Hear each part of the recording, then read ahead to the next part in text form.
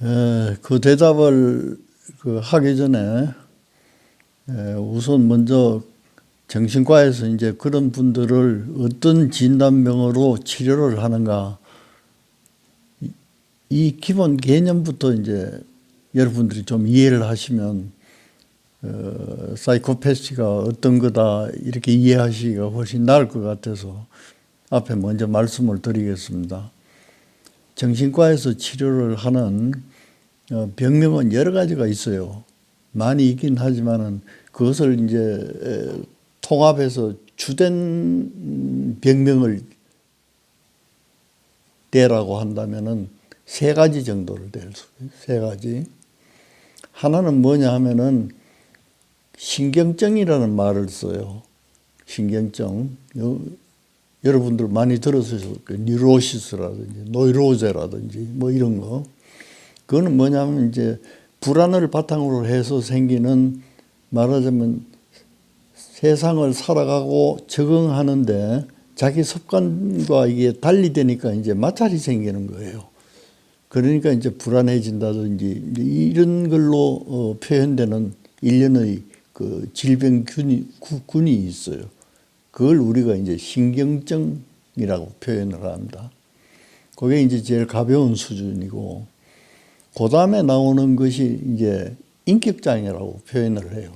그 영어로는 퍼스널리티 디소더인데, 지금 이제 질문하신 사이코패스나 뭐 소시오패스 뭐 이런 거는 이 인격장애에 속하는 거예요. 그 인격장애의 개념은 뭐냐 하면은, 학교 다니는 걸 생각하시면 될 것 같아요.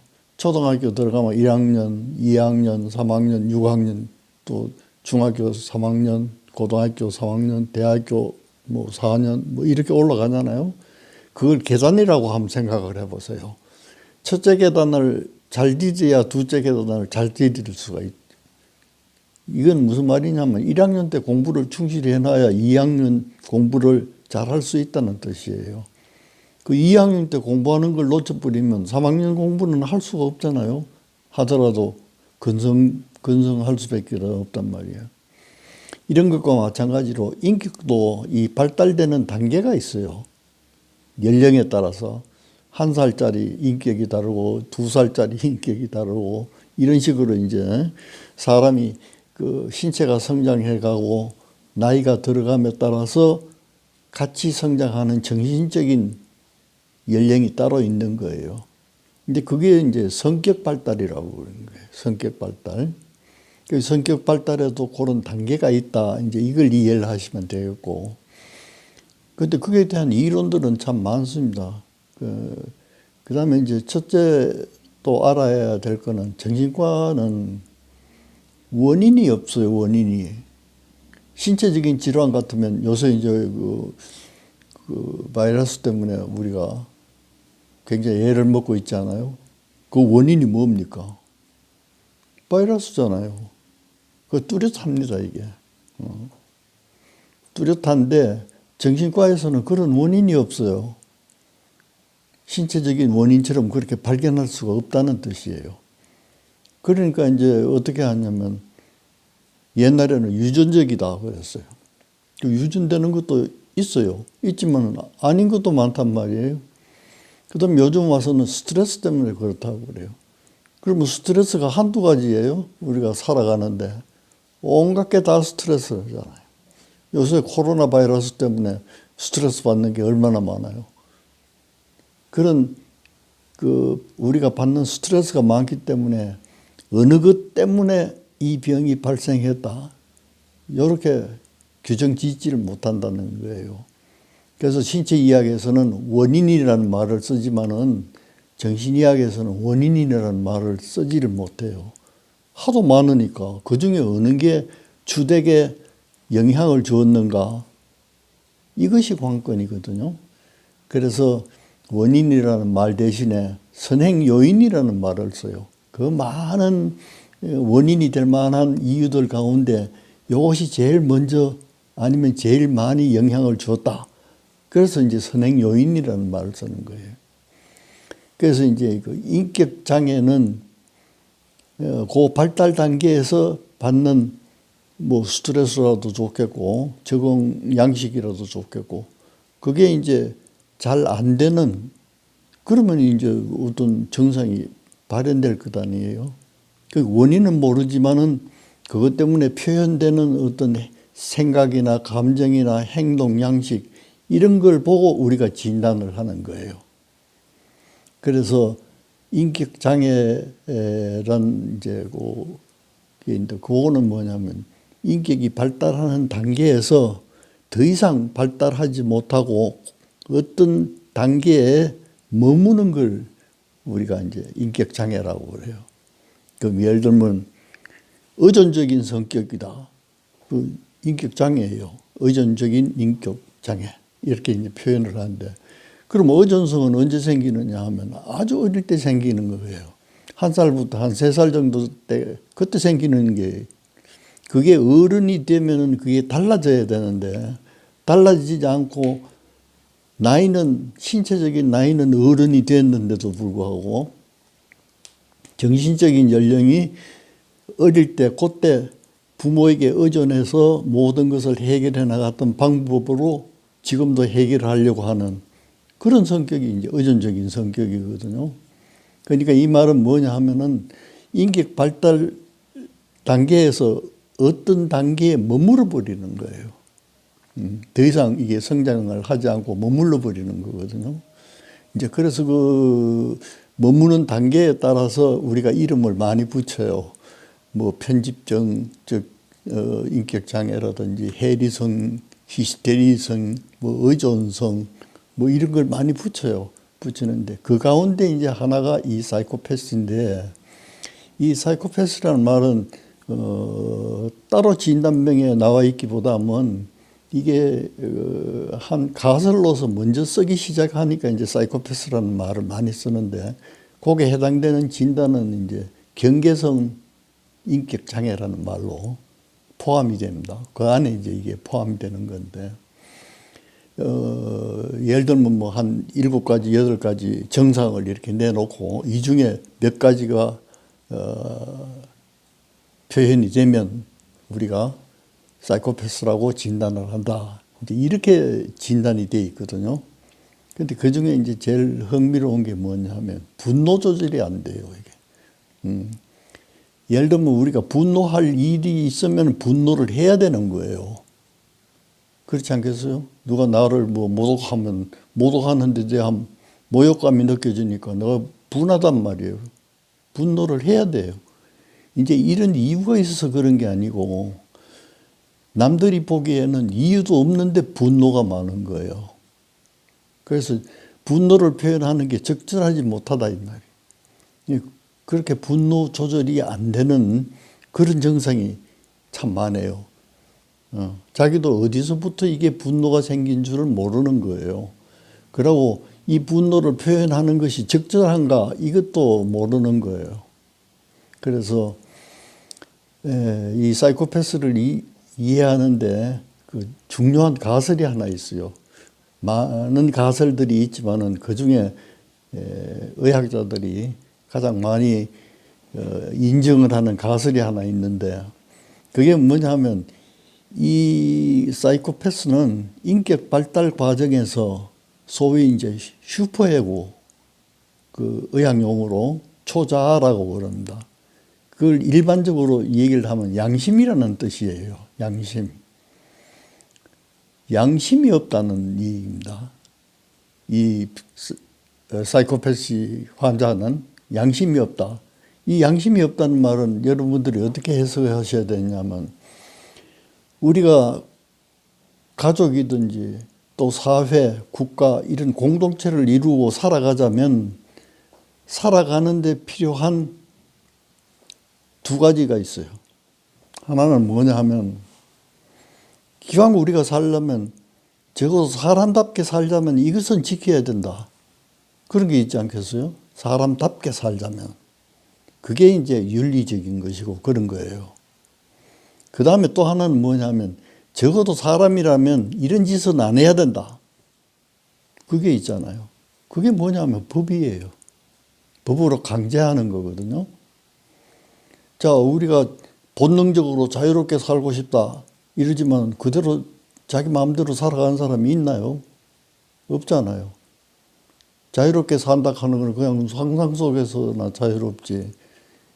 행동, 예를 들면 길을 가더라도 뭐 오른쪽으로 가야 된다. 신호등이 켜이면 가야 된다. 그것도 우리의 행동을 제어하는 거잖아요. 왜 그렇게 하느냐 하면은 공동생활을 하자면은 그게 필요하기 때문에 자연적으로 그렇게 약속해 가는 거예요. 그래서 그 약속 중에 두 가지가 하나는 사람답게 하는 상한선. 그게 윤리적인 것이고, 그 다음에는 적어도 이래서는 안 된다. 그러니까 처벌하잖아요. 법으로. 그러니까 이게 두 가지가 우리를 벌써 가두고 있는 거예요. 가두고 있는데, 사람들은 다 본능적으로 행동하고 싶어 해요. 근본적으로는. 그런데 본능적으로 행동했다가는 이 두 가지 중에 어디 걸려도 걸리는 거예요. 그렇다면 자기가 그걸 자제해야 되잖아요. 자제를 하는데 자제를 못 하는 거예요, 그걸. 자제를 하자면 이제 이것도 가설이지만은 마음도 구조적으로 이제 설명한 게 있어요. 본능이 있고 자아가 있고 초자아가 있다. 이렇게 이제 구조적으로 생각한 게 있어요.